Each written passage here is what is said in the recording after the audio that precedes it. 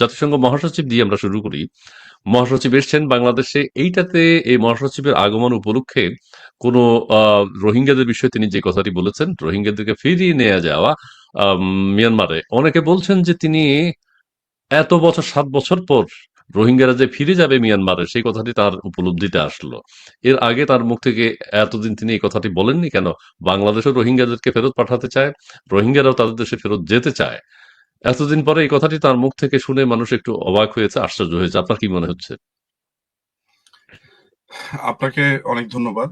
প্রথম ব্যাপার হচ্ছে যে অ্যান্টোনিওর যেই ভ্রমণটা বা সফরটা বাংলাদেশে হয়েছে, এই সফরটাকে মানে আমরা আমাদের দৃষ্টিকোণ থেকে যেভাবে দেখেছি, বা আমাদের কাছে যেই ইন্টেল গুলো আছে সেটা অনুযায়ী আমরা এটা নিশ্চিত একটা ব্যাপারে, সেটা হচ্ছে যে পার্ট অফ ইউনুসের পিআর। আপনাদেরকে একটা কথা একটু ভালোভাবে বলে নেই যে ইউনুসের যে কজন প্রধান চালিকা শক্তি আছে, যেমন তার টাকা পয়সা, যত টাকা পয়সার ডিল, তারপরে তার যে টাকা পয়সা লোপাট করার যে লোকটা আছে তার নাম হচ্ছে আশরাফ।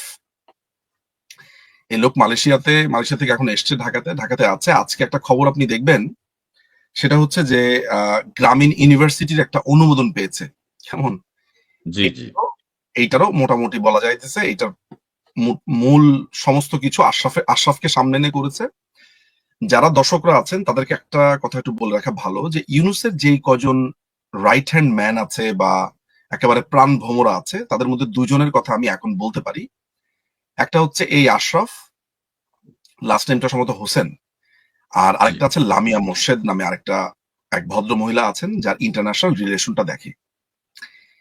যদি কাউকে ওয়াচ করতে হয় মাথাতে রাখতে হবে যে আমরা সারফেসে যেটা দেখি সেইটা না, দেখতে হবে যে এই পুরো জিনিসটা রান করছে কিভাবে। 84 ইয়ার্স ওল্ড একটা লোকের এই পুরো সিস্টেমটা কিভাবে রান করছে, কারা পেছন থেকে রসদগুলো দিচ্ছে। আর অনেক মানুষ আছে যাদের মধ্যে এই দুজনকে আমি খুবই সিগনিফিকেন্টলি আমি ওয়াচ করতে বলবো, যাদেরকে আমরা ওয়াচ করি আসলে তাদের জি। মুভমেন্ট গুলো।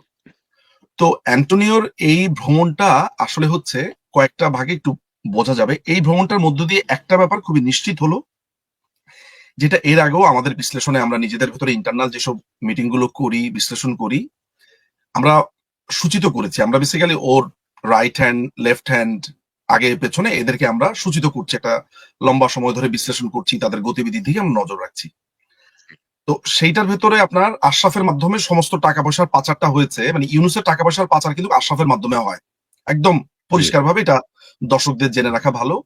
এখনো পর্যন্ত যেসব দর্শকরা বা যেসব মানুষরা বাংলাদেশের মনে করেন যে ইউনুস অত্যন্ত আহ, মানে ভালো একটা লোক, সহি সাধ্যী একটা লোক, আমার মনে হয় যে একটু আপনাদের চিন্তা ভাবনাটা একটু চেঞ্জ করতে পারেন আপনারা, মানে খুবই বিনীত ভাবে। জি, ওর স্ক্যাম নিয়ে এর মধ্যে আমি 4টা পর্ব করেছি, আপনারা জানবেন। ফলে ওর যে টাকা পাচার, ওর যে ব্যবসা বাণিজ্য, এই জায়গাটা এই আশরাফ এবং লামিয়া মোর্শেদ এবং অ্যান্টোনিও কিন্তু এই লামিয়া মোর্শেদের নানান রকমের চেষ্টা চরিত্রের ফলে একটা দীর্ঘ সময় পরে এখানে এনেছে। আমাদের কাছে একটা ব্যাপার এখন খুবই পরিষ্কার, সেটা হচ্ছে যে এই 5ই অগাস্টের জঙ্গি হামলায় এই দখলদার বাহিনী যেভাবে এখানে জায়গা করে নিয়েছে, সেটার পেছনে শুধু যে আমরা বারবার আমেরিকান ডিপ স্টেটের কথা বলে এসেছি, আমার মনে হয় যে জায়গাটা কম এসেছে, যেটা আলোচনা আমাদের মধ্যে হয়েছে, আমরাই কম এনেছি, সেটা হচ্ছে ইউরোপিয়ান ইউনিয়ন। আচ্ছা, ইসমাইল ভাই, আপনি হুম, আপনার লাস্ট ধরেন 15-16 ইয়ার্স এর ডিপ্লোমেসি যদি আপনি দেখেন পৃথিবীর বিভিন্ন দেশেই, জি, শুধু বাংলাদেশ জি, কেন্দ্রিক না, কখনো দেখেছেন যে ভারত একটা স্ট্যাটাস দিয়েছে, সেটা মালয়েশিয়া শেয়ার করেছে, বা মালয়েশিয়া দিয়েছে ভারত শেয়ার করেছে? আমার মনে হয় না যে কোনো একটা দেশের গভর্নমেন্টের কোনো একটা পোস্ট অন্য একটা গভর্নমেন্ট কখনো শেয়ার করে। যেটা ফ্রেঞ্চ অ্যাম্বাসেডর, যে ফ্রেঞ্চ এম্বাসি থেকে আপনার একটা পেজ আছে জিওবি, আপনার গভর্নমেন্ট অফ বাংলাদেশ মনে হয় নামে একটা পেজ আছে। হুম, হুম, হুম। সেটা কোনটা শেয়ার দিয়েছে? তুলসী গ্যাবার্ডের ব্যাপারে যেই রিজয়েন্ডারটা দিয়েছে সেটা। আপনি কিন্তু আরেকটা টেনশন খেয়াল করবেন, আমি যেই কথাগুলো বলি অ্যাপারেন্টলি মনে হতে পারে যে আমি মনে হয় আহ, মানে এত দূরের কথা বলছি, এটার সাথে বাংলাদেশের সম্পর্কটা আপনারা বোঝার কোথায়, এটা একটা প্রশ্ন আপনার আসতে পারে। আমি আস্তে আস্তে সেই সম্পর্কগুলোতে আপনাকে নিয়ে আসবো স্টেপ বাই স্টেপ। প্রথমে এটা জেনে রাখেন যে একটা জিনিস খেয়াল করেছেন কিনা, যখন জেলেনস্কিকে ট্রাম্প মোটামুটি সারা বিশ্বের সামনে অপদস্থ করলো, তখন প্রথম রিয়াকশনটা কে দিয়েছে? মানে খুবই জোরালো রিয়াকশনটা আপনি, কেইর স্টারমার, আমি যে দেশে আছি ইংল্যান্ডের যিনি প্রধানমন্ত্রী, ইউকের যিনি প্রধানমন্ত্রী প্রধানমন্ত্রী। তিনি, জি, এবং তিনি আরো অর্থ সহায়তা দিবেন বলে মানে ঘোষণা সরাসরি দিয়েছেন। আমেরিকার এগেনস্টে যে ইউরোপ দাঁড়িয়ে আছে। এবং আরেকটা জিনিস তাদের খুবই গায়ে লেগেছে মনে হয়, যে এই যে বলছে যে 300-400 বিলিয়ন ডলার দিয়েছে, এই টাকাটা তো ইউরোপ খেয়ে দিয়েছে আসলে, সব টাকা তো জেলেনস্কি পায়ও নাই। এইটাও আপনারা জেনে রাখেন। আমি আপনাদেরকে আজকে একটা চাঞ্চল্যকর তথ্য দেই। তথ্যটা আমি লোকটার নাম আমার ওই যে ব্যাগের ভিতরে আমার নোট করা ছিল, তো যাক, নাম না বলেও আমি প্রশ্ন বলতে পারি। সেটা হচ্ছে আমার একটা সূত্র আমাকে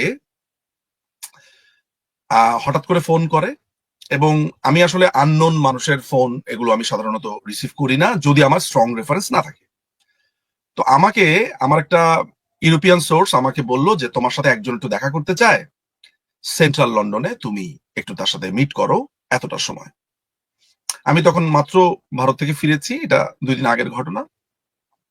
আমি সেন্ট্রাল লন্ডনে, আমার এই কথাটার সাথে ওই যে তুলসী গাবার্ড এগুলো আমি কিভাবে আনছি আপনি একটু দেখবেন, একটা একটা করে একটু বুঝতে হবে। তো আমি তখন যাই মিট করতে যাওয়ার পরে আমার এই সোর্সটা আমাকে একটা লম্বা সময় আমাকে কিছু ব্রিফ করে। সেটা হচ্ছে যে বাংলাদেশে কি হচ্ছে, কি হতে যাচ্ছে, প্ল্যানটা কি হতে পারে, কারা কারা পেছনে কাজ করছে, অনেকগুলো তথ্য আমাকে দেয়। এর মধ্যে একটা চাঞ্চল্যকর অনেকগুলো তথ্য যেগুলো আমি এখানে শেয়ার করব না, এগুলো আমার শেয়ার করবার প্রয়োজনও নেই। একটা তথ্য আমি যেটা পাবলিক করব সেটা হচ্ছে ইউক্রেনে যে অস্ত্রগুলো সাপ্লাই দেওয়া হয়েছিল ওই সময়টাতে, তার একটা বড় অংশ আমি ঠিক বলবো না, একটা অংশ প্রায় 10,000-এর মতো অস্ত্র, কালাশনিকভ, অটোমেটিক কিছু রাইফেল, AK-47, এগুলো মায়ানমার হয়ে বাংলাদেশে ঢোকে। বাংলাদেশের একটা এমবেসি, মাথা রাখতে হবে যে এটা একটু বলে রাখা ভালো যে ভারত এমবেসি না, মানে ইন্ডিয়ান এমবেসি না, অনেকে হয়তো বা ভাববে। ইন্ডিয়া ছাড়া বাংলাদেশের আরেকটা এমবেসি হুম, আমার একটা সোর্সকে এই ব্যাপারে পরিষ্কারভাবে জানিয়ে দেয়। এই এই অস্ত্রটা ঢোকে হচ্ছে আফটার দ্য ইলেকশন। হুম। কেমন? এই তথ্যটা তারা পায়, এবং এটা নিশ্চিতভাবে আফটার দ্য বলে ইলেকশন যে মানে 2024-এর যে ইলেকশন। 2024-এর যে ইলেকশন, সেই ইলেকশনের পরে বাংলাদেশে এই অস্ত্রগুলো ঢুকতে থাকে। আপনি কিন্তু একটু খেয়াল রাখবেন, মাথা রাখবেন যে ইউক্রেনে আসা অস্ত্র বাংলাদেশে ঢুকেছে ব্ল্যাক মিয়ানমার মার্কেট হয়ে। দিয়ে এসে বাংলাদেশে ইলেকশনের পরে ঢুকেছে। আমি কিন্তু হেজি পেজি টাইপের লোকের কথা এখানে রেফার করছি না। ডিপ্লোম্যাট, যার সাথে আমার দেখা হয়েছে, যার সাথে আমার লন্ডনে দেখা হয়েছে, তিনিও একজন ডিপ্লোম্যাট, অত্যন্ত আমি আমি মনে করি সিগনিফিকেন্ট, এবং আমার সাথে দীর্ঘ আলাপ হয়েছে, কথাবার্তা হয়েছে। তো আমাকে তখন বলেছে যে আমরা কিন্তু এটা তখন আমাদের যে সোর্স আছে বাংলাদেশে তাকে আমরা জানিয়েছি। তিনি আমাকে নাম ঠিকানা সহ তিনি আমাকে বলেছেন। এর মধ্যে আরেকটা ব্যাপার, সেটা হচ্ছে বলে রাখা ভালো যে আম, পাকিস্তান একটা লম্বা সময় ধরে বাংলাদেশের বিভিন্ন প্রকিউরমেন্টে তারা টেন্ডার সাবমিট করতো। এই যে আপনি পাকিস্তানের লাফালাফি গুলো দেখেন না, পাকিস্তান বাংলাদেশে অস্ত্র বেচার জন্য বেশ কিছু টেন্ডার দাখিল করেছিল, যেটা আমার কাছে আছে এই মুহূর্তে। আমি অনেক কিছু ডকুমেন্টস গুলো পেয়েছি, একটার সাথে আরেকটা রিলেটেড।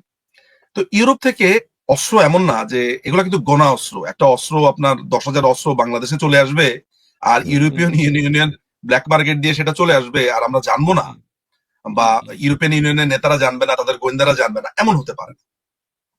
ফলে এই কথাটা আপনাকে আমি কেন বললাম, মানে পরবর্তী সময় বাংলাদেশ সরকার কি পদক্ষেপ নিয়েছে সেই আলোচনাতে আমি আপনার সাথে এখানে যাচ্ছি না, সেটা আলাদা বিবেচনা। বাংলাদেশ সরকার সেটা কিভাবে দেখেছে, কিভাবে ঠেকানোর চেষ্টা করেছে, এটা আরেকটা লম্বা হিস্টোরি। চেষ্টা করেছে, পেরেছেও। এমনি তখনকার সরকার কি জানতো? তখনকার সরকারের কাছে এই খবরটা গিয়েছিল, সরকার এটার জন্য সিরিয়াসলি মুভ করেছে। আর এরপরে কি হয়েছে সেটা নিয়ে আমি আলোচনাটাতে যাব না, আসলে নানান কারণে আমি যাব না, স্ট্র্যাটেজি কারণে আমি যাব না। কিন্তু এইখানকার একটা বড় অস্ত্র এই 5ই অগাস্টে ব্যবহার করা হয়েছে, এটা জেনে রাখা ভালো। কেমন? ওই অস্ত্র চালানটা কিভাবে স্টপ করা হয়েছিল মিয়ানমার থেকে, মিয়ানমারের যে এই যে রাখাইনের যারা আছে তাদের তাদের কারা কারা সেখানে জড়িত ছিল, মোটামুটি আমার একটা সিনোপসিস আমার কাছে আছে। আচ্ছা, কিন্তু আমি যে প্রসঙ্গটাতে এই সোর্সের কথাটা আপনাকে আমি বললাম, জেলেনস্কিকে এইভাবে ভরা রাস্তাতে অপমান করবার পর ইউরোপিয়ান ইউনিয়ন কিন্তু পরিষ্কারভাবে ইউক্রেনের সাথে দাঁড়িয়ে গেছে। জি, অর্থাৎ এটা পরিষ্কার যে আমেরিকান এই নীতির সাথে ইউরোপিয়ান ইউনিয়ন নাই, এবং নাই। ইউরোপিয়ান ইউনিয়ন ইউক্রেনের ঘাড়ে ভর দিয়ে একটা যুদ্ধ লাগাতে চায়। এই সেম গোষ্ঠীটাই একটা স্ট্র্যাটেজিক্যাল কারণে ইন্ডিয়ার যে স্ট্যান্ডটা ছিল বা রাশিয়ার যে স্ট্যান্ডটা ছিল বাংলাদেশের ব্যাপারে, এই দুটো স্ট্যান্ড তারা অপোজ করেছিল। এই কারণে অপোজ করেছিল যে বাংলাদেশ সরকার আহ, বাংলাদেশ সরকার একটা মানে এই ইউক্রেন যুদ্ধ বা এগুলো নিয়ে বাংলাদেশ সরকারের একটা ভূমিকা ছিল। তারা আসলে যুদ্ধ না, যদিও বাংলাদেশ সরকার is not a part of war, ওইখানে সিগনিফিকেন্ট কোনো ভূমিকার জায়গাতে না, কিন্তু ইউরোপিয়ান ইউনিয়ন কোনো না কোনো কারণে গভর্নমেন্ট পরিবর্তনের জন্য মেকানিজম শুরু করে দিয়েছিল। এবং তাদের একটা বড় রকমের শত্রু মানে যাদেরকে অপছন্দ করে টার্কি, এই টার্কিকেও তারা এই লিগে নিয়েছিল এই ঘটনাতে। এবং Turkey was a part of a plan, টার্কির পার্ট অফ এ প্ল্যান। এবং এই ইউরোপিয়ান ইউনিয়নের সাথে ভালো সম্পর্কের কারণে সাম্প্রতিক সময় আপনি দুইটা ঘটনা আপনার সামনে আপনি দেখেছেন। একটা হচ্ছে যেটা ইউনুসের পক্ষে গেছে, একটা হচ্ছে ভলকার টুরকে দিয়ে একটা ফরমাইশি রিপোর্ট লেখানো, আর একটা হচ্ছে অ্যান্টোনিও, নাম কি লাস্ট নেম কি, গুন্টারেস মনে হয় নাকি, Antonio Guterres. Guterres, Antonio Guterres. Antonio Guterres, এই গুতারেসকে তারা বাংলাদেশে এনেছে। এই ভ্রমণটার লক্ষ্য ছিল যে বাংলাদেশের সিচুয়েশন স্টেবল আছে, জাতিসংঘ বাংলাদেশে এসেছে, ফলে সরকার এক ধরনের বৈধতা পেয়েছে, এই সরকার ইজ ওকে, রোহিঙ্গাদের ব্যাপারে খুবই ভালো পদক্ষেপ নেওয়া হচ্ছে। এইটা একটা আমি যে বারবার বলেছি লামিয়া মোর্শেদ একটা টানা চেষ্টা করে নানান ধরনের যোগাযোগের মাধ্যমে এইটা আনতে সক্ষম হয়েছে। এবং এই ভ্রমণটা তাকে একটা লিগালিটি দেওয়ার চেষ্টা করা হয়েছে যে সে শক্তিশালী আছে অনেকটা, আমেরিকাকে দেখিয়ে দেওয়ার জন্য। বুঝতে পারছেন? হুম, হুম, এটা আমেরিকার প্রতি এই যে আমি এগুলো কথাবার্তা বলছি না, অনেকে আমাদের যারা নেতাকর্মীরা আছে বা আমাদের যারা সমর্থকরা আছে তারা কিন্তু উন্মুখ হয়ে আছে আমি কখন বলবো যে প্রধানমন্ত্রী কবে দেশে ঢুকবে, তিনি কয় তারিখে দেশে ঢুকবে, মানে ওনারা আসলে কথা শুনতে চান। একেবারে আমি যদি বলি যে ভাই ঈদের পরে এত তারিখে ঢুকবে, ওনারা এটা শুনতে চান। কিন্তু আমি তাদেরকে আন্ডারস্টিমেট করি না, আমি এটাও মনে করি যে যারা আমাদের নেতাকর্মীরা আছে, জয় বাংলা, জয় বাংলা নেতাকর্মী, বাংলাদেশের মুক্ত বুদ্ধির কিন্তু বিভিন্ন ভাগ আছে। একটা হচ্ছে সরাসরি আওয়ামী লীগ রাজনীতি করে, আওয়ামী লীগের কর্মী, এরকম একটা অংশ আছে। আরেকটা অংশ আছে মুক্তিযুদ্ধ মুক্তি বুদ্ধির, তারা যে নট নেসেসারি আওয়ামী লীগকে সবসময় মানে সাপোর্ট দিয়েছে এরকম না, কিন্তু তারা মুক্তিযুদ্ধের পক্ষে। আর ইয়েস, আরেকটা অংশ ইয়েস। আছে যে যারা লাল বাহিনী হয়েছিল এখন আবার ঠিক জায়গাতে ব্যাক ইতিহাসের সঠিক করেছে। রাস্তাতে চলে এসছে। তো সবাই এটা আমার কাছে চায়, কিন্তু তাদের একটা বোঝার ব্যাপার আছে। আমি একটু হিন্টস দেই তাহলে অনেকে বুঝবে। ধরা যাক ইসমাইল ভাইকে আমি কানাডা চেম্বার অফ কমার্সের চেয়ারম্যান বানাবো, আমার সেই ক্ষমতা আছে, ঠিক আছে? এখন আমি আমি চাইলে যেটা করতে পারি সেটা হচ্ছে এমন, এই চেম্বার অফ কমার্সের অমুক ওইটা, এই ওরে ইলেকশনে ওরে এতগুলা ভোট, মানে আমি কিন্তু এই পদ্ধতিতে এই কাজটা করতে পারি।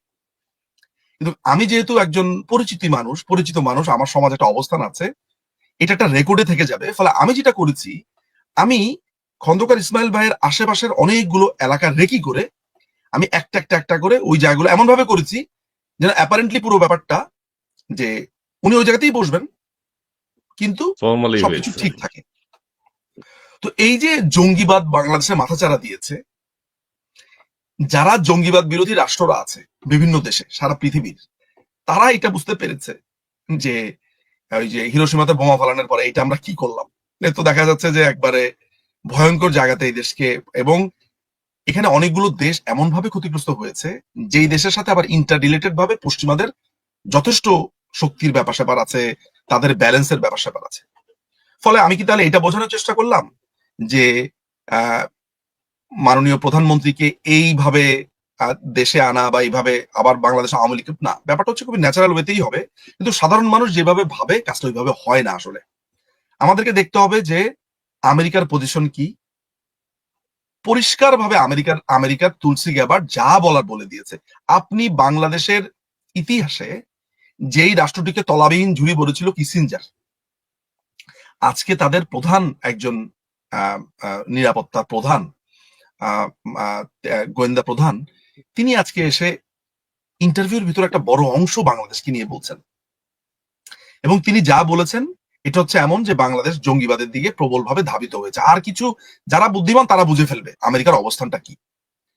এখনো পর্যন্ত ইউরোপিয়ান ইউনিয়ন অর্থাৎ আমেরিকার প্রেসিডেন্ট ট্রাম্পের সাথে ইউরোপিয়ান ইউনিয়নের একটা বড় ধরনের ক্ল্যাশ আপনি দেখতে পাচ্ছেন। অর্থাৎ ইউরোপিয়ান ইউনিয়ন এই ঘাটতারামি আচরণটা করবে, এবং ইউনুসেরও একটা বড় হয়তোবা মানে সে শক্তি এখান থেকে নেওয়ার চেষ্টা করবে।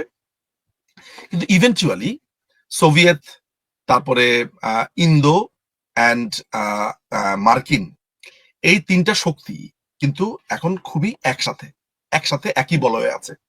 অর্থাৎ তারা নীতিগতভাবে একটা জিনিস নিশ্চিত হয়েছে যে এই যে বাংলাদেশের জঙ্গি সরকারটা আছে, এইটা একটা ভয়ঙ্কর বিস্ফোরা এবং এইটাকে রিমুভ করতে হবে। এইটা রিমুভ করার মানে কি এইটা যে বাংলাদেশ আওয়ামী লীগকে এসে এখানে বলবে যে বাংলাদেশ আওয়ামী লীগ এখানে থাকবে? No, it's not like that. তারা বাংলাদেশে একটা গণতান্ত্রিক প্রক্রিয়াতে যেতে চাচ্ছে। গণতান্ত্রিক প্রক্রিয়া মানে যেই গত 7-8 মাসে যে প্রক্রিয়াটা একটা ফেসিস্ট, একটা সেনাবাহিনী ব্যাকড, একটা ভয়ঙ্কর জঙ্গি দলের উত্থান হয়েছে, যারা ইলেকশন চায় না, যারা সমস্ত কিছু দাবিয়ে রাখতে চায়, এদের ব্যাপারে এই তিনটা পরাশক্তি নিশ্চিত, এবং জাল কিন্তু ক্রমাগতভাবে বোনা হচ্ছে। এই জন্য যখন সবাই অনেক অস্থির হয়ে যায় এবং আমাকে প্রশ্ন করে যে ভাই কোনো ভালো খবর আছে কিনা, কি হবে না হবে, আমি জিনিসটা বোঝার চেষ্টা করি যে স্মুথলি অনেকগুলো কাজ অনেক রাষ্ট্র চিন্তা ভাবনা করছে। বাংলাদেশ এন্ড অফ দ্য ডেতে কাগজে কলমে সার্বভৌম রাষ্ট্রই, তার জনগণ সিদ্ধান্ত নেবে, এবং জনগণ যাতে সিদ্ধান্ত নিতে পারে এবং এইভাবে কয়েকটা গুন্ডা মাস্তান পরিবেষ্টিত হয়ে বাংলাদেশ যাতে না চলতে পারে, অনেকগুলো রাষ্ট্র এটা নিয়ে কাজ করছে। ফলে আমরা প্রশ্নে ফেরত যাই, তুলসী গাবার যা বলেছে এটার ভেতরে আপনি লিটারেলি দেখার থেকেও আপনি ইঙ্গিতগুলো লক্ষ্য করবেন। অর্থাৎ বাংলাদেশ কি এটা উনি বলে দিয়েছেন অলরেডি, এবং বাংলাদেশের ব্যাপারে যারা যারা চিন্তা করছে তাদেরকেও আপনি দেখতে পেয়েছেন 16ই মার্চ 17ই মার্চের যে বৈঠকগুলো হয়েছে সেখানে। বাংলাদেশের তরফ থেকে যেই প্রতিবাদটা গেছে এই দখলদার বাহিনী থেকে, সেটা শেয়ার দিয়েছে কে? France embassy. আচ্ছা, ফ্রান্স এম্বাসি বাংলাদেশ সরকারের একটা রিজয়েন্ডার শেয়ার দিবে এই কেরানি শফিকের বা ইউনুসের, এটা আমার কাছে অবিশ্বাস্য। এটা আনপ্রেসিডেন্টেড একটা ঘটনা। অন্তত পক্ষে আমার এই বয়সে এসে বাংলাদেশ কেন্দ্রিক ডিপ্লোমেসি আমি এখন পর্যন্ত যা দেখেছি, এইটা আমার কাছে খুবই আনপ্রেসিডেন্টেড। যেটা আমি লক্ষ্য করতাম পিটার হাস থাকাকালীন সময় তারা এটা করতো। আপনি মানে অপরাধী তার পায়ের চিহ্ন ফেলে যায়, এই ঘটনাটা না ঘটালে কিন্তু আপনি অনেক কিছু যোগ বিয়োগ করতে আপনার একটু কঠিন হতো। ফলে আমি আমার কথার সামারিটা হচ্ছে এমন যে মার্কিনীরা, এই সরকার থাকবে না, এই ইউনুস গভর্নমেন্ট থাকবে না, একে উপড়ে ফেলা হবে। এবং পরিষ্কার ইউনুসের সারা পৃথিবীতে এমন এনকোয়ারি শুরু হবে, ও কোথায় কি করেছে না করেছে, এগুলো আস্তে আস্তে আস্তে আস্তে শোনেন, পতন যখন হবে তখন একটু ভয়ঙ্কর লেভেলের হবে। কারণ তারা যা করেছে 5ই অগস্ট পর থেকে এখন পর্যন্ত, সেটা ভয়ঙ্কর। আপনি জানেন যে যে ডিপ্লোম্যাটটার সাথে আমি আমি এই যে সেন্ট্রাল লন্ডনের মিটিংটার কথা বলেছি, উনার কিন্তু বাংলাদেশের, ধরেন বাংলাদেশে কি হলো না হলো সেটা তাদের অন্য জায়গাতে কনসার্নের ব্যাপার, মৌলবাদের দিক থেকে ইন্টারেস্টের জায়গা, কিন্তু বঙ্গবন্ধুর বাড়ি অ্যাটাক করা, মুক্তিযুদ্ধকে অ্যাটাক করা, এগুলো ওনার আসার কথা ছিল না। কিন্তু আমি তাকে দেখলাম যে that man was so sorry. এগুলো দেখে সে বলেছে যে এই বাড়িতে আমি নিজে গেছি, এই বাড়িতে আমার সিগনেচারও আছে ওই খাতার মধ্যে, এবং এটা একটা ভয়ঙ্কর ব্যাপার যে তোমাদের দেশে বলে যে পলিটিক্যাল ক্ল্যাশ হতে পারে, পলিটিক্যাল ক্ল্যাশ হবে, কিন্তু তোমাদের দেশে একটা অদ্ভুত ব্যাপার হচ্ছে মানে একটা অংশ এই ইতিহাসকেও রেসপেক্ট করে না, তারা কাউকেই রেসপেক্ট করে না, অর্থাৎ তাদের অনুসরণীয় কোনো ব্যক্তিত্ব নাই। এই জন্য তারা আইডেন্টিটি লেস, আইডেন্টিটি ক্রাইসিসে ভোগে। আমি একটা লম্বা আলোচনা করেছি, আমার ধারণা যারা বোঝার তারা বুঝবে। এক ভদ্রলোক আপনার লিখেছেন জর্জ সরোস সবকিছু করছে, হি ইজ রাইট। যে ভদ্রলোক লিখছেন তাহাজুল ইসলাম, তিনি সঠিক কথা লিখেছে। জর্জ সরোসের ছেলে এই যে অ্যালেক্স সরোস, এই লোকটি একটা হিউজ পরিমাণ ফান্ডিং এখানে করেছে। এখানে মাথায় রাখতে হবে একক ব্যক্তি এখানে জড়িত না। এবং আমার সোর্স আমাকে পরিষ্কারভাবে একটা কথা বলেছে, সেটা হচ্ছে 2023 সালের এপ্রিলের পরে মাহফুজ, আসিফ, নাহিদ এই তিনজন দোহাতে যায়, দোহা থেকে তারা মুভ করে হচ্ছে পাকিস্তানের করাচিতে। এবং আমাকে আরেকটা তথ্য দিয়েছে, যেটা আমি ফার্দার এনকোয়ারি করছি বলে আসলে আমি এটা নিয়ে লেখালেখি করিনি। তার দাবি মতে আজমি যে আছে, এই যে গোলাম আজমের ছেলে আজমি, আজমি কিন্তু পুরোটা সময় যে বলা হচ্ছে যে সে বন্দী ছিল, এটা উনি আমার কাছে ডিনাই করেন। উনি বলেছেন no, it's not true. Azmi একটা লম্বা সময় বাইরে ছিল, একটা সময় সে করাচিতে ছিল। তার কিছু আমাকে শেষ কিছু সোর্স কিছু ইনফরমেশন দিয়েছে, আমি এটা ভেরিফাই করছি, ওইটা নিয়ে আমি কথাবার্তা এখন বলবো না। তো আমি এখন যতটুকু বলেছি ধরে নিতে হবে এটা একটা ইনফরমেশনই, আমি ফর্মালি কিছু বলিনি। কিন্তু তবে এখানে আমি একটা একটা জিনিস, কথা বলি শুধু আজমি সম্পর্কে, ব্রিগেডিয়ার আজমি সম্পর্কে। যে কর্নেল হাসিন আছেন, তিনি বলেছেন যে ওই যে আয়নাঘর যখন উদ্বোধন হলো, তখন তিনি হাসিন সাহেব বলেছেন যে আজমি সাহেব তো বিরিয়ানি খেয়েছেন বা কিছু একটা খেয়েছেন, উনি সবসময় সবসময় উনি বলছে নাকি? এসি রুমে ছিলেন, এসি রুমে ছিলেন। এইটা আচ্ছা, কিভাবে হলো? তার মানে ঘটনা একটু জটিল সম্ভবত। আজমি সাহেব বিরিয়ানি খেয়েছেন, কাচ্চি খেয়েছেন বা কিছু একটা, মাঝে মধ্যেই কাচ্চি খেতেন, আর এসি রুমে তিনি ছিলেন। তিনি আয়নাঘরের কি বুঝবেন? এটা নিশ্চিত থাকা যেতে পারে যে তার যে এই কান্না, তার যে ফেক কান্না, এগুলো কোনোটাই সত্যি না। আর হাসিনের ব্যাপারেও আসছি, আমি হাসিনের ব্যাপারেও আসলে দর্শকদের একটু জানা প্রয়োজন। বাট তার আগে এইটা ক্লিয়ার করে নেওয়া উচিত যে এই জায়গাটাতে, এবং এই যে আমরা শুনেছি যে এলজিবিটি যারা আছে, এলজিবিটি তাদেরকে নানানভাবে ফান্ডিং করা হয়েছে। দেখুন, আহ, মানে আপনাকে একটা জিনিস বুঝতে হবে, বাংলাদেশ আওয়ামী লীগের শাসন আমলে মুক্তবুদ্ধি, মুক্তিযুদ্ধ, প্রগতিশীলতার একটা চর্চা ছিল। আমি ব্যক্তিগতভাবে সবসময় মনে করতাম যে একজন ট্রান্সজেন্ডার বলেন, একজন ভিন্ন সেক্সুয়াল ওরিয়েন্টেশনের ব্যক্তি বলেন না কেন, এগুলোকে আমি ব্যক্তিগতভাবে একটু আম, দেখার চেষ্টা করতাম এইভাবে, মানবিকভাবে, যে স্বাভাবিক, আমরা যদিও ওইটাও স্বাভাবিক, একজন মানুষ যদি মানে ভিন্ন সেক্সুয়াল ওরিয়েন্টেশনের হয়, পশ্চিমা দেশে ওইটাই স্বাভাবিক, আমরাই বরঞ্চ ওটাকে অস্বাভাবিক মনে করি। আমি দেখার চেষ্টা করতাম পশ্চিমের চোখ দিয়ে। এবং এই যে হোচিমিন ইসলাম নামটা নিতেই হয়, এদেরকে এরা নানান সময় যখন বিপদ আপদে পড়তো, এদেরকে যখন মোল্লারা নানান রকমের কথাবার্তা বলতো, আমার তখন খারাপ লাগতো। আমার কাছে মনে হচ্ছে যে না, এদেরও এইভাবে তাদের উপরে অ্যাটাক, এগুলো অনুচিত। এই মানুষগুলো, ভাবা যায়, টাকা খেয়ে দেশে একটা অস্থিতিশীল পরিবেশ তৈরি করেছিল। এবং এই যে আসিফ মাহতাব উৎস নামে যে ছেলেটার কথা আপনি প্রায় শোনেন, হুম, যে হুম, হুম, আপনার ট্রান্সজেন্ডার শরীফা নিয়ে কথাবার্তা বলছে, হুম, হুম, হুম। ও ওদের পেরোলে ছিল, এটা আপনি জানেন? না, এটা জানেন না। ইন্টারেস্টিং ব্যাপার হচ্ছে, মানে ই- মানে গোয়েন্দা জালটা একটা বড় একটা ব্যাপার, যে এত হাত ঘুরে অনেককে দিয়ে কাজ করানো হয়, যে ও যে আসলে কার জালে হয়ে কাজ করছে, একটা সময় সে মনে করবে যে আমি মনে হয় সঠিক কাজটাই করছি। ধরা যাক, উৎস এই ব্যাপারটা নিয়ে কেন সরব হলো, সে চিন্তা করছে যে আমি ইসলামের পক্ষে বলছি, এই করছি সেই করছি, তো তাকে তো উস্কে দেওয়ার লোক আছে, এই যে সে বিভিন্ন সেমিনার সিম্পোজিয়াম নানান ভাবে করেছে, এগুলোর তো লোক আছে, তাকে প্রমোট করার লোক আছে। তাকে যারা এসে ওই খোঁচাচ্ছে যে আপনি একটু বলেন, আপনি একটু বলেন, তারা কার হয়ে কাজ করে, আবার তাদেরকে যে খোঁচাচ্ছে তারা কাজ হয়ে কাজ করে, ফলে এটা একটা লম্বা লেয়ার আছে। এবং আসলে হয় কি, ওই যখন একটু বেশি মানুষ জেনে যায় বা অনেক কিছু সম্মুখীন হয়, তখন এমন একটা অবস্থা হয় কোনটা ছেড়ে কোনটা বলবো, এবং তখন এই পৃথিবীটাকে এমন ভাবে দেখার অবস্থা তৈরি হয় যে আসলে যা দেখি তাই বুঝি, মনে হয় যে এটা অমুক করাচ্ছে তমুক করাচ্ছে। আমার লাইফে আমি এমন সব অভিজ্ঞতার সম্মুখীন হয়েছি গত 7-8 মাস ধরে, যে এখন যদি ফেসবুকে আপনি হিরো আলম বারবার ফিরে আসছে, বা জায়েদ খানকে বারবার দেখানো হচ্ছে, এই দুজন কেন বারবার ফিরে এই স্ক্রিন দখল করছে, এই যে বারবার আমাদের নিউজ ফিডে ওরা দুজন আসছে, কেন আসছে, এটাও ভাবার একটা ব্যাপার। বিশ্বাস করেন, ফেসবুক জানে কোন দেশে কাকে কখন কোনটা নিয়ে ব্যস্ত রাখতে হবে, ইউটিউব জানে কোনটা কখন কাকে ট্রেন্ডিং করতে হবে। এগুলো প্রত্যেকটা জিনিস একটা গভীর ক্ষমতাশালী লোকদের একটা হাতের অংশ। বিশ্বাস করেন ইসমাইল ভাই, আমার এই আজকের বক্তব্যটা অনেকের কাছে ডিফারেন্ট লাগতে পারে, মনে হতে পারে, অনেকে আমার যেহেতু আমাকে মনে করে যে নিজুম ভাই আসলে ফালতু কথা বলার লোক না, উনি বুঝেই কথা বলে, এটা এটা এটা আমার শত্রুরাও মনে করে। ফলে আমি যে কথাগুলো বলছি, আমি তো বুঝে বলছি। ধরা যাক, আপনাকে একটা উদাহরণ দিয়ে আমি বুঝাই। ধরা যাক, আমাদের বাংলাদেশের ফেসবুকে আপনি হঠাৎ করে লক্ষ্য করলেন, এই যে তনু নামে একটা মেয়ে আছে, যে কাপড় বিক্রি করে, তার একটা হাজবেন্ড হুম, মারা গেল তনি, কয়েকদিন। তনি, তনি, তনি, তনি। তনি তনি সেই ভদ্রমহিলার সাথে আরেক আরেক ভদ্রমহিলার মারামারি লেগেছে। হ্যাঁ, হ্যাঁ, হ্যাঁ, তারপরে ওই যে লায়লা এবং ওই ছেলেটার নাম যেন কি, ওই যে টিয়া পাখির মতো তার চুলগুলো হ্যাঁ, করেছে, হ্যাঁ, ওই যে মামুন, কিউট একটা মামুন, ছেলে, মামুন, সুন্দর ছেলেটা, দেখতে সুন্দর, মামুন, কিন্তু মামুন, খুবই মামুন, চাপড়ি টাইপের আর কি, বা ছেলেটা মামুন, আসলে, মামুন, মামুন, হ্যাঁ, মামুন, মামুন মামুন। মামুন মামুন, সেটার জন্য আমার ইনসাম কটেজ খারাপ লাগে, এই মহিলার পাল্লায় পড়ছে, যাই হোক। কিন্তু এই জিনিসগুলো আপনি যে এত দেখছেন, আপনার কাছে মনে হচ্ছে না যে পাবলিক বেশি ক্লিক করেছে বলে এটা দেখা যাচ্ছে? আপনার কাছে এমন হ্যাঁ, মনে হ্যাঁ, হতে তাই পারে না মনে যে, হচ্ছে, তাই মনে হচ্ছে। কিংবা আমি যখন ফেসবুকে যাই তখন দেখি রিলস এর মধ্যে বা আমার হোম ফিডে এরা আসে, আমি তো এদেরকে হুম, ফলো করি না, সো জি, আমি জি। এত মানুষের নাম জানলাম কিভাবে? অনেকে আবার বলতে পারে যে আপনি এদের নামও জানেন।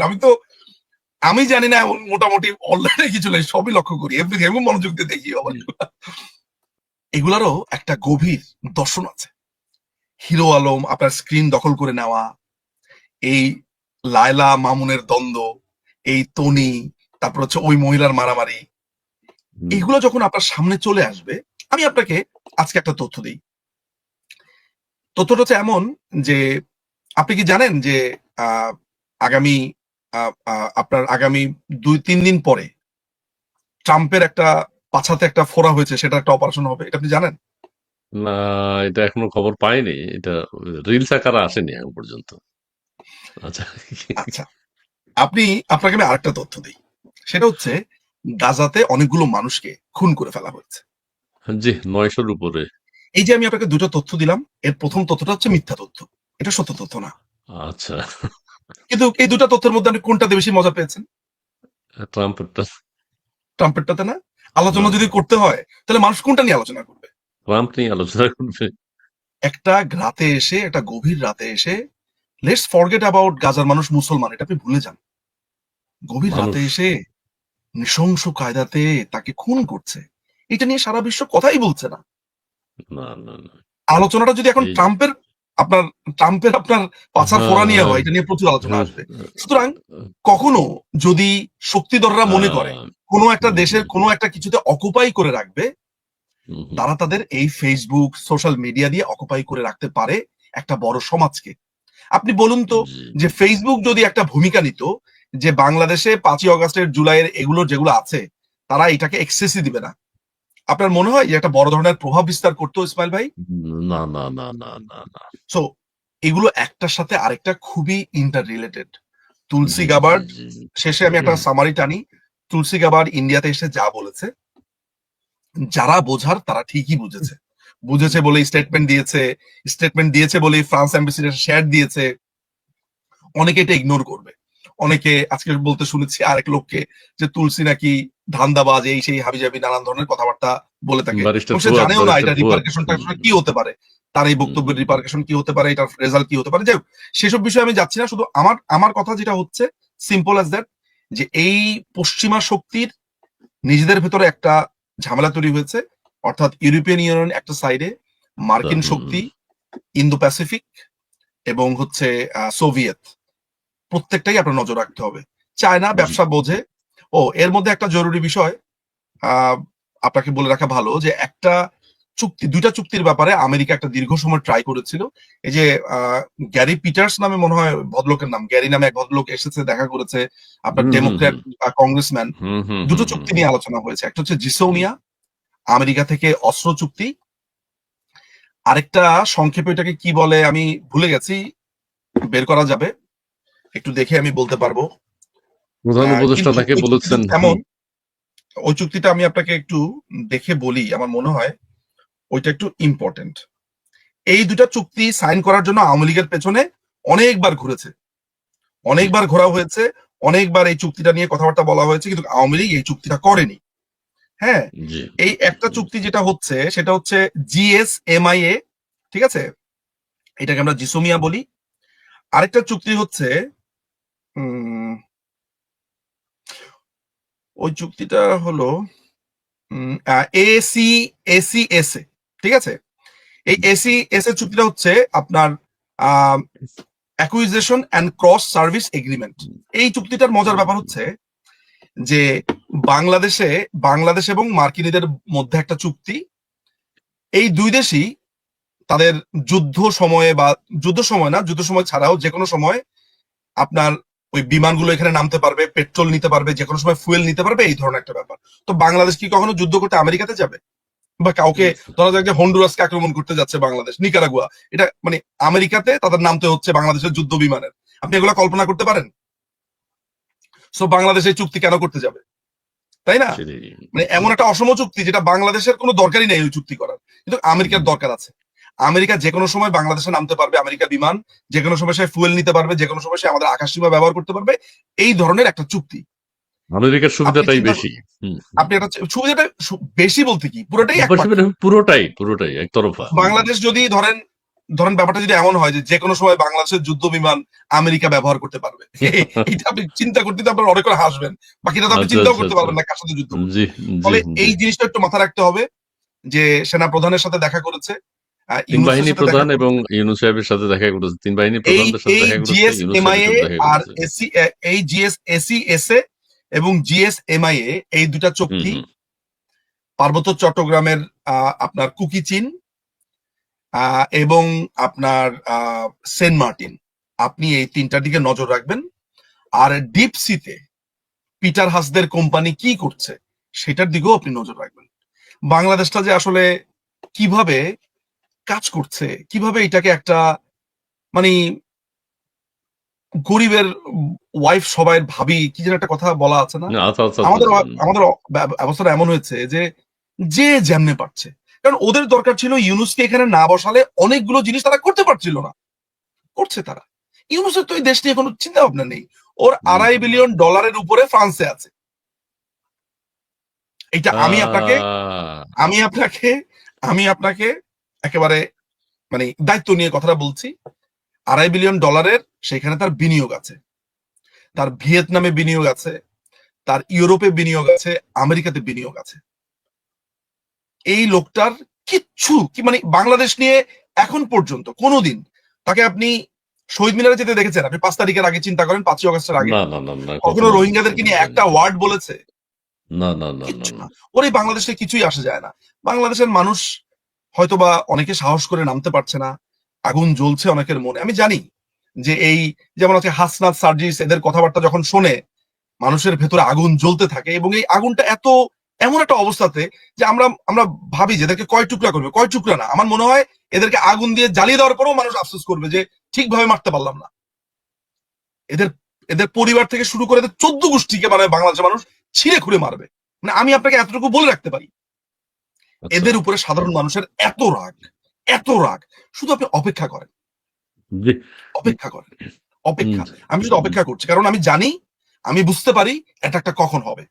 এই কারণে আমি অন্যদের মতো ভাবি না যে আজকে ঢুকবে, কালকে ঢুকবে। I am not thinking about this. জি, জি, সেনাপ্রধান আজকে মাননীয় প্রধান উপদেষ্টার সাথে সাক্ষাৎ করেছেন দেশের আইন শৃঙ্খলা পরিস্থিতি বা অন্যান্য তার যে আফ্রিকা সফর এগুলো নিয়ে। মোহাম্মদ খলিল এই একমাত্র শেখ হাসিনা বাংলাদেশের ওই ফিলিস্তিনিদের পক্ষে কথা বলেছিলেন, জি বলেছিলেন। এখন তা তো কেউ বলতে শুনি না। ইউনূস সাহেব কোনো কথা বলবেন কিনা আমরা জানি না এই বিষয়ে, হয়তো 940 জন 70 জন মারা গেছে ঢাকা পোস্টে দেখলাম। মোহাম্মদ জুলফিকার ইসলাম, দেশে এখন হুজুরদের সমকামের মৌসুম চলছে, এই বিষয়ে খন্দকার ইসমাইল ভাই কিছু বলেন। আজও যমুনা টিভির রিপোর্টে দেখলাম, জি এটা বৈধ হয়ে গেছে, এটা চলবে, এটা কোনো অসুবিধা নাই। তাজুল ইসলাম, গাজায় হাজার শিশু মরে আর অথর্ব জাতিসংঘ কিছু বলে না। জি, জাতিসংঘ মাঝে মধ্যে কিছু বলে, কিন্তু অনেকে বলছেন আবার জাতিসংঘ মহাসচিব এই মুহূর্তে যদি গাজা সফর করতেন, তাদের সাথে ইফতার করতেন, খুব ভালো হতো। এখন বাংলাদেশে তিনি 1 লক্ষ রোহিঙ্গার সাথে ইফতার করেছেন। সবার প্রত্যাশা গাজাতে তিনি গিয়ে 2 লক্ষ গাজাবাসীর সাথে ইফতার করবেন, সেটি প্রত্যাশা সবার, আমরা সেটা দেখতে পাবো হয়তো। পারভেজ আলী চৌধুরী, আপনাদের জ্ঞানগর্ভ আলোচনা থেকে আমরা পরিষ্কার বুঝে গেছি ইউনূস সাহেবের পালানোর সময় হয়ে গেছে। মোদি, তুলসী গ্যাবার্ড কাল পরশুর মধ্যে আওয়ামী লীগকে বাংলাদেশের ক্ষমতায় বসিয়ে দিবে। এটা দেখা যাক, প্রত্যেকের যোগ্যতায় কিন্তু ক্ষমতায় আসতে হবে, সেটার জন্য চেষ্টা করতে হবে। প্রত্যেকে কেউ কাউকে বসিয়ে দিবে না।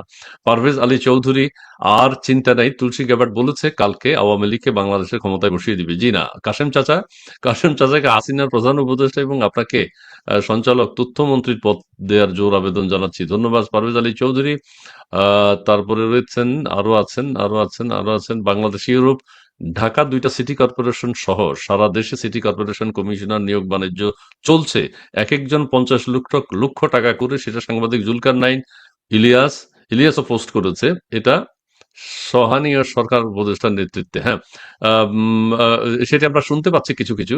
লোকমান হোসেন, যতদিন অনেকে অনেক খবর রাখেন বাংলাদেশের সবাই, আসলে যে যেখানেই থাকেন দেশ বিদেশ, লোকমান হোসেন যতদিন বাংলাদেশ থাকবে ততদিন ডক্টর মোহাম্মদ ইউনূসকে স্মরণ করবে। জি জি জি, লক্ষ বছরেও এরকম ক্ষণজন্মা বাংলাদেশি মানুষ দেখে নাই। জাহিদুল ইসলাম, হার্পিক মজুমদার নিজেরে অনেক জ্ঞানী মনে করে, আর বাংলাদেশের মানুষ মনে করে হার্পিকের মাথায় ইন্ডিয়ান গোবরে ভরা। হার্পিকের দাম কিন্তু অনেক বেড়ে যাবে, আপনারা বারবার হার্পিক বলছেন। বিডি গ্লোবাল 25, বাংলাদেশের 80% লোক বাস করে গ্রামে, আর গ্রামের মানুষকে জিজ্ঞেস করলে শুধু বলে আগেই ভালো ছিলাম। জি, আগেই ভালো ছিলাম সংলাপটা নাকি জনপ্রিয় হয়ে গেছে। জি, মোহাম্মদ শাহিন, ফ্রান্স দূতাবাসের কাণ্ড নিয়ে কিছু বলবেন। জি, বলেছেন অনেক কিছু, তবে কেউ কেউ বলেছেন আবার ডিলিট করা হয়েছে। মোহাম্মদ পিয়াস অবশেষে কারো বিয়ে, কারো তরমুজ ব্যবসায়ের নিচে ডুবে গেল আসিয়ার বিচারের দাবি। হ্যাঁ, বিয়ে করছেন সবাই, সবার বিয়ে এতদিন বন্ধ ছিল, আর তরমুজ কাণ্ড আসিয়া নিয়ে এখন আর কেউ কথা বলছেন না।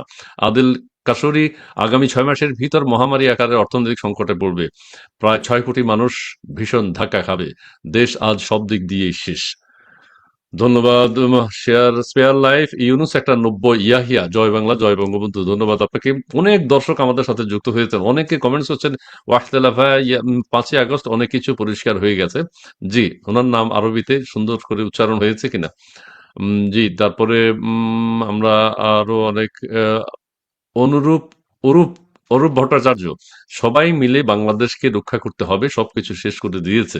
ধন্যবাদ আপনাকে। এম কে, ভুয়া সরকার দেশ পরিচালনায় ব্যর্থ হয়েছে, শেয়ার বাজার লুট, দ্রব্যমূল্যের ঊর্ধ্বগতি, মানুষ হত্যা হচ্ছে প্রতিদিন, এবং আমাদের মা বোনদের আজ নিরাপত্তা নেই এই দেশে। জি, কথা সত্য। ইয়ং বেঙ্গল, ইউনুস, ইনুস ও অকারের আলোচনা কি বার্তা দিচ্ছে? অকার, ও আচ্ছা, ইউনুস এবং ওয়াকার জামান সাহেবের আলোচনা কি বার্তা দিচ্ছে? যে ওনারা মনে হয় সৌজন্য সাক্ষাৎ করেছেন, যে বাংলাদেশ খুব ভালো আছে, বাংলাদেশের মানুষ ভালো আছে, সেটা নিয়ে আলোচনা করেছেন। জেডিসি 5ই আগস্ট শেখ হাসিনা সীমান্ত অতিক্রম করার সাথে সাথে হাসিনা অধ্যায় চূড়ান্ত ভাবে শেষ, সুতরাং হাসিনার বাংলাদেশে ফেরার আর ন্যূনতম সম্ভাবনা নাই। জি, ধন্যবাদ আপনাকে। মোহাম্মদ মুস্তফা কামাল, আরেকটা লাদেন তৈরি হচ্ছে, যা আমেরিকার একটি নিউজ পেপারে আসছে।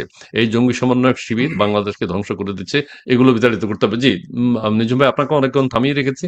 মোহাম্মদ শাহিন, পৃথিবীতে একমাত্র নোবেল শান্তি পুরস্কার পাওয়া ব্যক্তি হয়ে আহ, কোন দেশকে ধ্বংস করেছে?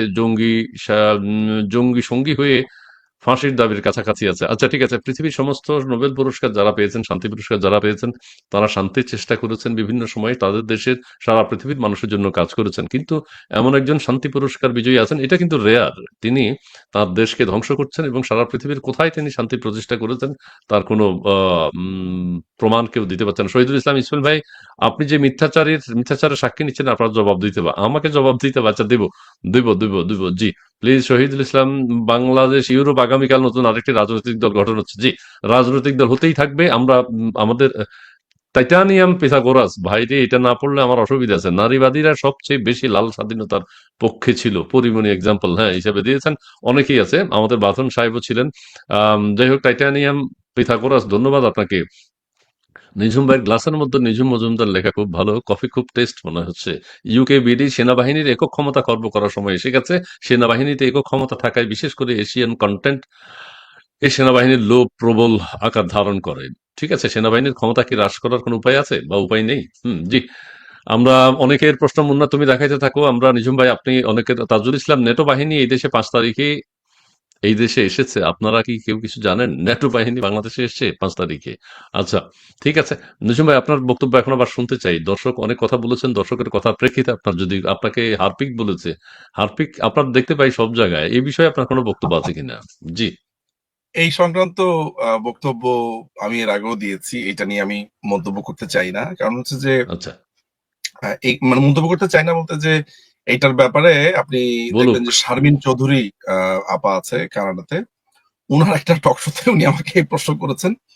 তো আমি সেটার সবচেয়ে বিস্ময়কর ব্যাপার হচ্ছে যে এরা বিশ্বাস করে যে কোনো একজন মানুষ মানে আমার আমার ক্ষেত্রে বিশ্বাস করে, সেটা হচ্ছে আমি নাকি হারপিককে আত্মহত্যার চেষ্টা করেছি। এটা হচ্ছে তাদের এটা তাদের বিশ্বাস করতে খুবই ভাল লাগে। এবং আমাকে ধরেন, এই যে আমাকে কথাটা বললো, আমিও যদি এই ধরনের একটা কথা কারোর ক্ষেত্রে বলতে পারি, আমার শত্রু কাউকে, আমার খুব আনন্দই লাগবে।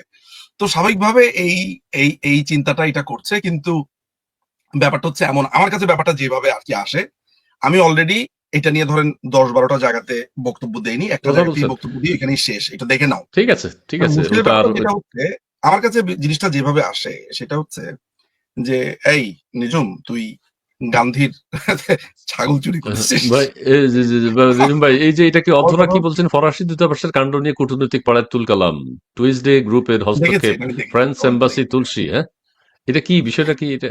মানে আমি ওই আমি আপনাকে বলছি, ওই টুইজডে গ্রুপ বলে, ওদের মনে হয় একটা সপ্তাহে ওই যে ইউরোপিয়ান ইউনিয়ন, এদের এদের মনে হয় একটা আহ, আড্ডা বা কিছু এরকম একটা হয়, এদের ক্লাবও আছে মনে হয়, এটাকে টুইজডে ক্লাব জি, বলে। জি, আমাকে জি, এটা ব্যাখ্যা একজন দিয়েছিলেন এক সময়। যেটা বলছিলাম সেটা হচ্ছে যে, এখন আপনি যদি আমাকে বলেন যে গান্ধীর যেই ছাগলটা, ওই হুম। উনি যখন নোয়াখালীতে গেছেন, এই ওইটা আমি তুলে নোয়াখালীর উপর ধরেছি। বদনামটা খালি নোয়াখালীবাসীর উপর, আমি আপনি যদি এটা আমাকে মানতে গান্ধীর পারছি না। ছাগল চোর বলেন, আমি এটা উত্তর কি দিতে পারি? এখন মানে এই যে হারপিক খেয়ে আত্মহত্যা, এটা যে এই কথাটা বলে যে আনন্দ পাওয়া নিজে নিজে, এখন আপনি আমাকে বলেন তো যে আমি প্রতিদিন এটা বলবো যে না ভাই আসলে কিন্তু ঘটনা। তো আলটিমেটলি আমার কাছে ব্যাপারটা না, হচ্ছে এমন যে জাস্ট ইগনোর, বিকজ না, তা আমিও পলিটিক্যাল মজা করে জিজ্ঞেস রাজনীতি। করলাম, আমিও। দেখেন ইসমাইল ভাই, একটা কথা আমি আপনাকে বলি, আমি রাজনীতির সাথে যুক্ত হয়েছি, সেটা আমাকে সময় নানান ভাবে টেনে নিয়ে এসেছে রাজনীতিতে। 5ই অগস্টের পরে হুম, হয়তো আপনি আমাকে আরো বেশি দেখেন, বেশি বেশি শোনেন। দেখতে পাচ্ছি। এখন আমার প্রতিপক্ষ সবসময় চেষ্টা করবে যে আমাকে ডিমিন করবার জন্য। আমাকে কত রকমের কথাবার্তা বলবে। আমাকে এগুলো সহ্য করে যেতে হবে। এগুলো সহ্য বলতে হচ্ছে যে শুনলাম, ignore. Just do your job. So আমি কিন্তু এখন এই জিনিসগুলোকে খুবই স্পোর্টিংলি দেখি। আচ্ছা, আচ্ছা, বলছে বলুক। কিন্তু আচ্ছা, বলুক তো। এখন আমি আমি একটা কি কথা অ্যান্সার বলতে করতে পারি? চাই। যেটা আমার লাইফে না, কোনদিন ঘটেই নাই। অ্যান্সার করেন না, আমি বলে দিই যারা বলছেন তারা বলে যদি আনন্দ পান, অসুবিধা কি? তাদের সেটাই। বিবেক, তাদের মনন থেকে সেটাই। যে কথাটা বের হয়, ভালো। তারা যদি খুশি থাকেন বলে খুশি থাকেন, আমাকে বলছে কি আবার, যাই হোক, আমার বলছে আপনারা আনলাম কেন, এটার জবাব দিতে হবে। জবাব দেব, গেস্ট যে কেউ হতে পারে। আচ্ছা, ঠিক আছে, উনি সময় দিয়েছেন, এটাই আমরা ভালো ভালো লাগছে আমাদের। আচ্ছা, জি, আপনি ওই যে কিছু কথা বলতে চাচ্ছেন, এখন অন্য প্রসঙ্গে যদি আমরা যাই, সেটি প্রসঙ্গ এখন কি করতে পারি? দর্শকদের যে মাননীয় প্রধান প্রশ্নগুলো উপস্থিত আছে, এই যে চীন সফরে টিউসডে যাচ্ছেন, গ্রুপের চীন। কথা বলেছে, তারপরে জি, হচ্ছে যে অনেকগুলো মিক্স বলেছে। আমার কাছে মনে হয় মিক্সড আমাকে যদি একটু সুনির্দিষ্ট কোনো একটা এরিয়াতে বলেন তাহলে আমার জন্য একটু বলতে সুবিধা হয়। কারণ সুবিধা আমি হতো। আমার ১ম যে বক্তব্য, সেই বক্তব্যটা ভালো করে শুনলে দেখবেন যে সেখানে বাংলাদেশের সামনের রাজনীতির সম্ভাবনা বা কি হতে পারে আমি যথেষ্ট ইঙ্গিতপূর্ণভাবে বলেছি। জি। হ্যাঁ? আমার ধারণা আমি অনেকগুলো টানা আলাপে অনেকগুলো জিনিস ক্লিয়ার করেছি আসলে। আচ্ছা, এখন কি আমরা চীন যেতে পারি একটু? আমাদের প্রধান উপদেষ্টা যেহেতু ২৬ তারিখে যাচ্ছেন, চীন থেকে ঘুরে আসি। আগেই ঘুরে আসি আমরা। এই ট্যুরটাকে আপনি কিভাবে দেখছেন? এটা কি, শুনলাম যে বাও ফোরাম ফর এশিয়া, এটা কোনো রাষ্ট্রপ্রধানদের, সাবেকরা হয়তো অংশগ্রহণ করেন সেখানে। সাবেক রাষ্ট্রপ্রধান, সাবেক প্রধানমন্ত্রী। সেখানে আমাদের প্রধান উপদেষ্টা যাচ্ছেন। এটাকে বেশ ঘটা করে প্রচার করা হচ্ছে। সেখানে আমাদের প্রধান উপদেষ্টা যাওয়াটাকে আপনি কিভাবে দেখছেন? আমি আপনাকে একটা মিনিটস দিতে পারি যে এই ভ্রমণের কি হবে সেইখানে সেটার একটা ইন্টেল আমার কাছে আছে। হুম? সেখানে আমি আপনাকে বলতে পারি, উম ওইখানে যাওয়ার পর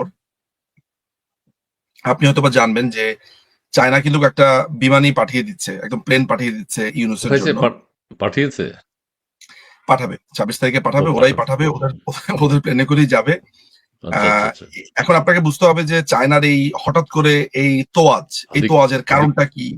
কি হয়েছে আদিক্ষেতা না কেন? হয়েছে, কেমন? এর মধ্যে আমি আপনাকে একটু ওইটা আমি বলার আগে আমি সামনে যেহেতু ওইটা আমার কাছে ইন্টেলটা আছে আমি একটু বলি। ঠিক আছে? আ গ্যারি পিটার্স যে আপনার আ এখানে এসেছে, সেখানে তার সাথে কারা এসেছে সেটাও আমি আপনাকে একটু বলি। আচ্ছা, উনি মার্কিন তো ৪ জন, ডেমোক্রেট। উনি ডেমোক্রেট, ওই রাইট? ডেমোক্রেট। জি, জি, হ্যাঁ? জি, প্লিজ। অস্ত্র ক্রয় সংক্রান্ত সংসদীয় কমিটির চেয়ারম্যান। তার নেতৃত্বে ৪ সদস্যের একটি প্রতিনিধি দল ঢাকা বিমানবন্দরে অবতরণ করেন। সেটা কবে করেন? সেটা হচ্ছে ১৭ই মার্চ। EK 586 নামে একটি নাম্বার এমিরেটস এর একটা ফ্লাইটে অবতরণ করে। তারা ওয়েস্টিন হোটেলে চেক ইন করে সন্ধ্যা ৬টায়।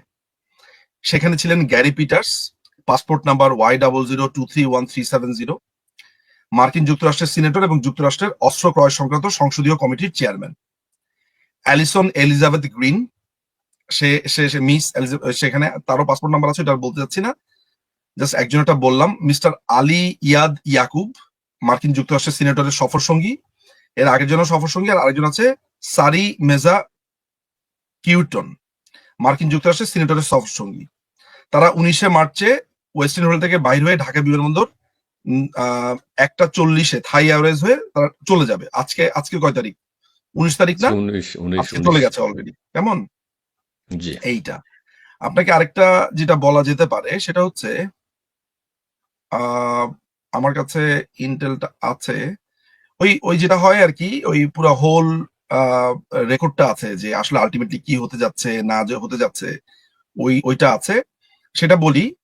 আম সরি, একটা সেকেন্ড, যে জি, সেখানে কি অসুবিধা নেই। করবে। আচ্ছা, সেটা হলো জি। ইউনুস ডিপার্ট করবে হচ্ছে 26 মার্চ রাতে, জি, স্পেশাল ফ্লাইট, স্বাধীনতা দিবসে, ফ্লাইট জি। And Hainan to Beijing. সে আপনার হাইনান প্রদেশে যাবে এবং বেইজিং এ যাবে। আফটার ভিজিট সে 30 তারিখে ব্যাক পারে বলে ধারণা করা হচ্ছে। আহ, সে থাইল্যান্ডে যেতে পারে বলে একটা কনফারেন্স আছে, সেখানে যেতে পারে বলে ধারণা করা হচ্ছে 3rd এবং 4th এপ্রিল। হ্যাঁ, সেইখানে পিএম নরেন্দ্র মোদীর সাথে তার একটা দেখা হতে পারে বলে আমার সোর্স আমাকে জানাচ্ছে। কেমন? আমার কাছে একটা হোল ছিল, আমি এটা খুঁজে পাচ্ছি না, আসলে এটা পাওয়া যাবে। আমি আপনাকে শুধু একটা কথা বলি, আমার ইউনুস বেইজিং এ কি করবে, চায়নাতে গিয়ে কি কি করবে, সেটা একটা হোল চার্ট আমার কাছে আছে। এখানে মূলত চায়না যেটা করার চেষ্টা করছে, চায়না এখানে ব্যবসা বাণিজ্য যেটা 5ই অগাস্টের আগে ছিল, এইটাকে তারা ফার্দার পার্সু করার চেষ্টা করছে এবং এটাকে তারা আরো বৃদ্ধি করবার চেষ্টা করছে। চায়না বাংলাদেশে মূলত ব্যবসা বাণিজ্যটাই করছে, তাদের ওখানে গোয়েন্দা তৎপরতা আছে, চাইনিজ গোয়েন্দাদের তৎপরতা বাংলাদেশে আছে, কিন্তু সেটা খুব বেশি আকারে না। তাদের মূলত জায়গাটা হচ্ছে ভারতের সাথে তাদের একটা দ্বন্দ্ব আছে, আপনি জানেন। হুম, তিস্তা প্রকল্পে তাদের একটা প্ল্যান আছে। তিস্তা প্রকল্প আপনি জানেন যে ভারতের সাথে বাংলাদেশের এই জিনিসটা নিয়ে ডিসপিউট আছে। চায়না এটাকে ফার্দার পার্সু করতে চাচ্ছে এবং গত সরকারের সময় তারা এটা করতে চেয়েছে, বাংলাদেশ গভর্নমেন্ট এটার ব্যাপারে হোল্ড করেছিল, টাকা পয়সার বিষয় ছিল। চিটাগাংকে তারা একটা আলাদা সিটি হিসেবে করতে চায়, চীন। একদম কমপ্লিটলি সিটি বলতে একটা আলাদা, ধরেন একটা আলাদা দেশের মতো করে ফেলতে চায় চিটাগংকে। এইটা নিয়ে চায়নার একটা প্রস্তাব আছে। এই জিনিসটা এর আগের সরকার স্ট্র্যাটেজিক কারণে করে নাই, কারণ হলো চায়নার এগুলো হচ্ছে একটা ট্র্যাপ, বুঝতে পারছেন? ঋণ দিবে, ঋণের ট্র্যাপে আপনাকে ফেলবে। তো এগুলো নিয়েও আলোচনা হবে, মূলত এটা একটা ব্যবসায়িক আলোচনা। মূলত এখানে একটা বড় অনেকগুলো সাইন তারা করাতে চায় এই সরকারের আমলে বা এই অবৈধ সরকারের আমলে, যেটা চায়নার মূল জায়গাটা, এবং তারা বেশ কিছু বন্দর গুরুত্বপূর্ণ স্থাপনার দায়িত্ব নিতে চায়। এবং যেই সাবমেরিন বেসটা তারা সম্ভবত কক্সবাজারে বা চিরাঙ্গে যেটা আছে আর কি, সেইটার ব্যাপারেও সেখানে ফার্দার কিছু সিদ্ধান্ত হবে বলে আমার কাছে এই তথ্যটা আছে। আচ্ছা, জানতে আচ্ছা। পারবো আরো কয়েকদিনের মধ্যে যে ওইখানে কেন যাচ্ছে, কি হবে না হবে, এভরিথিং। সো কাজটা হয়তো চায়না এখানে, বাংলাদেশের লোকাল এজেন্ট যারা হবে তারা সম্ভবত গ্রামীণ ব্যাংকের বা গ্রামীণ কোনো কনস্ট্রাকশন ফার্ম কাজটা পাবে। হ্যাঁ হ্যাঁ গ্রামীণ। হ্যাঁ, এখানে এখানে জি। মাথায় রাখতে হবে, আমি শুরুতেই বলেছি যে তার কিছু এজেন্ট এখানে আছে, আর এখানে বেশ কিছু এজেন্ট আছে। এবং এখানে ধরেন বাংলাদেশে যদি কোনো ধরনের স্থাপনা বা কনস্ট্রাকশনের কাজ হয়, সেটা তো বোধ করি স্বাভাবিকভাবে আপনি জানেন যে তার লোকজনরাই পাবে, সমন্বয়ক নামে যেগুলো আছে তারা পাবে। এখানে এটা একটা একটা সিম্পলি একটা সময় কম, জাস্ট একটু উল্টে পাল্টে দেন, লুটে পুটে খাই, সিম্পলি। এই কম সময়ের ভিতরে উল্টে পাল্টে একটা লোক যদি ধরেন এই 1 বছর সুযোগে বা 5 মাসে 6 মাসের সুযোগে অ্যাকাউন্টে 2 থেকে 3 হাজার 5 হাজার কোটি টাকার মালিক হয়ে যেতে পারে এই বয়সে, সে আর দরকার আছে এখানে? যারা সাধারণ মানুষ যারা আছে, সাধারণ মানুষ যেটা ভেবেছিল যে কোটা মেধা, এই যে ওয়াসাতে আপনার 150 জনকে ঢোকানো হলো, তারপরে আরেকটা মিটিং হচ্ছে, সেই মিটিং এর তথ্যটাও আমার কাছে আছে, আমি একটু আপনাকে সেটাও বলতে পারি। এটা হলো আম, এই মিটিংটা হয়েছে, এটা হলো যে কোথায় আপনার এই ইটা হচ্ছে, এই যে আহ, একটা অফিস খুলেছে, এটা হচ্ছে রূপায়ণ প্রকল্পেরই একটা অফিস। এখানে ঢাকাতে প্রশাসক নিয়োগ দেওয়া হবে বিভিন্ন ওয়ার্ড কমিশনার বা কাউন্সিলরের জায়গাতে। এক একজনের কাছ থেকে 50 লক্ষ টাকা নেওয়া হচ্ছে। এটা আপনি নিশ্চয়ই সংবাদে আপনারা দেখেছেন যে এরকম প্রশাসক নিয়োগ দেওয়া হবে, কিন্তু হুম, হুম, পার হুম। প্রশাসক আপনার এরকম টাকা পয়সার লেনদেন হচ্ছে, ওয়ার্ড প্রতি, এলাকা প্রতি। সো এই বাণিজ্য, ব্যবসা বাণিজ্যগুলো ক্রমাগত ভাবে হচ্ছে। এই জিনিসগুলো সাধারণ মানুষের সামনে আসা উচিত, সাধারণ মানুষের সামনে জানা উচিত যে ঢাকা উত্তর এবং ঢাকা দক্ষিণের এই যে ওয়ার্ড কাউন্সিলররা আছে, তারপরে বিভিন্ন জায়গার প্যানেল মেয়ররা আছে, সেই সব জায়গাতে এই অবৈধ সরকার তাদের নিজেদের লোক নিয়োগ দেওয়ার ক্ষেত্রে এরকম 50 লাখ টাকা, 50 লাখ টাকা মিনিমাম আপনার এই পদগুলো বিক্রি হচ্ছে। খুব ভালো, দুটা ভালো জিনিস ব্যবসা। হচ্ছে, একদিকে হুম। হচ্ছে তাদের নিজেদের লোক ঢুকছে, অন্যদিকে তাদের পকেটে টাকা আসছে। সো এগুলো আবার ডিল করছে কে? এগুলো আবার ডিল করছে হচ্ছে যে এই উপদেষ্টা নামে, এই সমন্বয়ক নামে এদের আপনার যারা এপিএস আছে, পিএস আছে, তারা প্রত্যেকে প্রত্যেকে এখানে ব্যবসা করছে, যে যার মতো করে ব্যবসা করে নিচ্ছে। আপনার ওয়াসাতে আপনার কোটানা মেধা বলে আন্দোলন করেছে, তো এখন কিভাবে নিয়োগ হচ্ছে 150 জন? সেটা কি সাধারণ মানুষ সুপারিশ, প্রশ্ন করেছে? সুপারিশ সাধারণ মানুষ রিয়াক্ট সুপারিশ। করেছে, রিয়াক্ট সাধারণ করেছে। মানুষ কি সেখানে প্রশ্ন করেছে যে তাদের পরীক্ষা কেন দিতে হলো না? তাদেরকে কেন একটা হ্যাঁ, হ্যাঁ, হ্যাঁ। প্রসিডিউর এর মধ্য দিয়ে যেতে হলো না? এই মানুষ হচ্ছে এখন উপলব্ধি করছে, উপলব্ধি করছে।